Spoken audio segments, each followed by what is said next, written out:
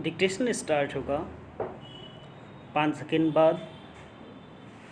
Ready, start.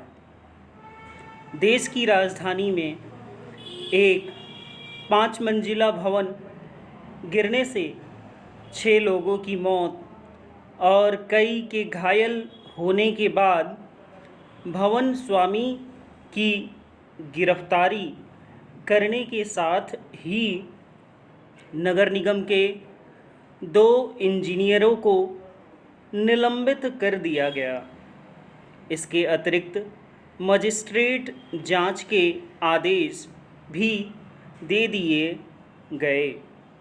इस घटना के बाद नगर निगम यह जानने की कोशिश कर रहा है कि आखिर शिकायतों के बाद भी उक्त इमारत में अतिरिक्त मंजिल का अवैध निर्माण कैसे हो रहा था। वह अन्य ऐसी ही इमारतों की छानबीन में भी जुट गया है, लेकिन इसके आसार कम ही हैं कि आगे ऐसी घटनाएं नहीं होगी और अवैध निर्माण का सिलसिला बंद होगा, क्योंकि यदि ऐसा होता तो बहुत पहले हो गया होता।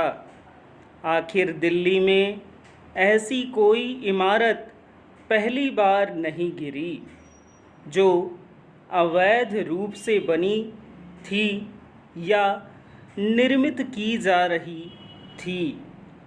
ऐसी न जाने कितनी घटनाएं हो चुकी हैं और फिर भी नतीजा ढाक के 3 पात वाला है।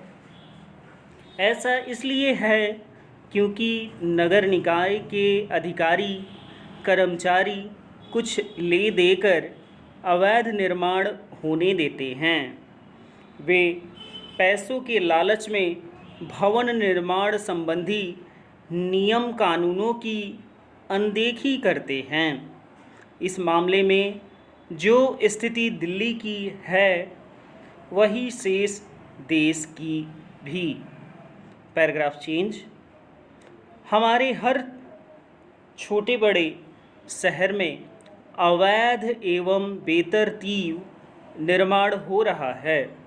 यह स्थानीय निकायों के संरक्षण और उनकी जानकारी में होता है।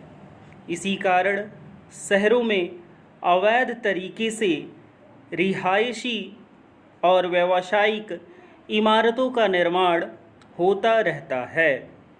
स्थिति यह है कि जो पुराने भवन 2-3 मंजिल के होते हैं, वे जर्जर होने के बाद भी अवैध निर्माण के सहारे 4-5 मंजिलों में तब्दील कर लिए जाते हैं।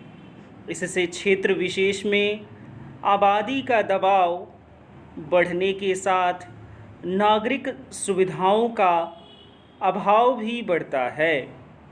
अपने देश में ऐसा कोई नियम ही नहीं कि किसी इलाके में कितनी आबादी रहनी चाहिए।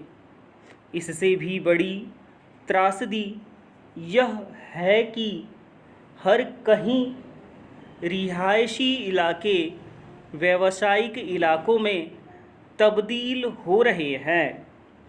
देश भर में घरों में दुकानें बनाने की होड़ सी कायम है। ऐसा पुराने मोहल्लों के साथ नए मोहल्लों में भी हो रहा है।